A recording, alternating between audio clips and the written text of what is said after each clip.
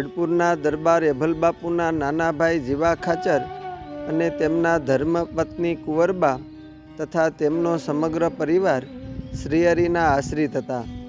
તેમજ સત્સંગના નિયમ ધર્મો દ્રઢપણે પાળતા.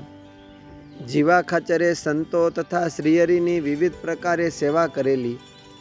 જીવા ખાચરના 2 પુત્રીઓ અમૂલાબા અને અમરબા હતા. આ બંને બહેનો શ્રીહરિના અનન્ય આશ્રિત મુક્ત સ્થિતિવાળા હતા.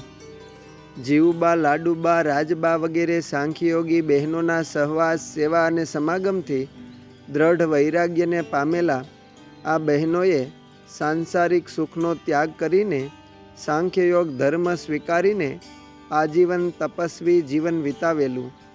આ બંને બહેનો સત્સંગના નિયમ ધર્મો યથાર્થ પાળતા.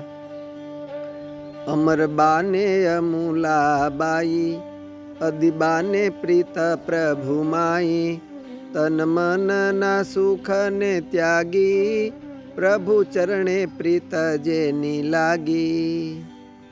વિક્રમ સંવત 1869ની સાલમાં ભયંકર દુષ્કાળ પડેલો. આ દુષ્કાળમાં દરબાર જીવા ખાચરે નિરાધાર અને ગરીબ લોકોને અન્નદાન આપીને સહાય કરેલી. પરિણામે પોતાના ઘરમાં દાણા ખૂટવા લાગ્યા. તેથી જીવા બાપુ મૂંઝાયા. આ બાબતની અમૂલાબા અને અમરબાને ખબર પડી. તેથી તેણે મહારાજને કહ્યું એટલે ભગવાન શ્રીહરિ તરત જ દરબાર પાસે આવ્યા. તેની પાસેથી બધી વાત જાણી અને જીવા ખાચરને કહ્યું કે દરબાર, મૂંઝાશો નહીં. તમે જે રીતે સદાવ્રત આપો છો તે રીતે આપતા રહો. તમારા વ્યવહારમાં કોઈ વિઘ્ન નહીં આવે. તેમ કહીને જે કોઠીમાં અનાજ હતું તે કોઠીને ઉપર છંદાવી દીધી અને કહ્યું કે આ કોઠીના સાણેથી અનાજ કાઢી રાખજો અને મોઢું ખોલશો નહીં. આમાંથી તમારો વ્યવહાર ચાલશે.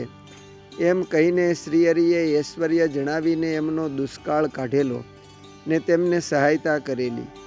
આ રીતે અમૂલાબા અને અમરબાની પ્રાર્થનાથી મહારાજે જીવા ખાચરને દુષ્કાળ વખતે સહાય કરેલ. જ્યારે જીવા ખાચર બીમાર હતા અને દેહ મેલવાનો અવસર થયો ત્યારે એમના દીકરી અમૂલાબાઈએ શ્રીજી મહારાજને કહ્યું કે મહારાજ, મારા બાપુ માંદા છે, ઘડી 2 ઘડી છે. ત્યારે મહારાજ 2-4 પાળા લઈને જીવા ખાચરને જોવા સારું ગયા. ઢોલિયો ઢાળી આપ્યો, તે ઉપર મહારાજ વિરાજમાન થયા. જીવા ખાચર પગે લાગ્યા. ત્યારે મહારાજે કહ્યું કે જીવા ખાચર, તમારું કલ્યાણ હું કરીશ.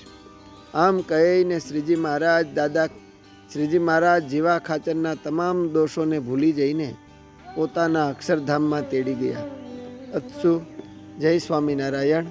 સત્સંગ સ્ત્રી રત્ન માળામાંથી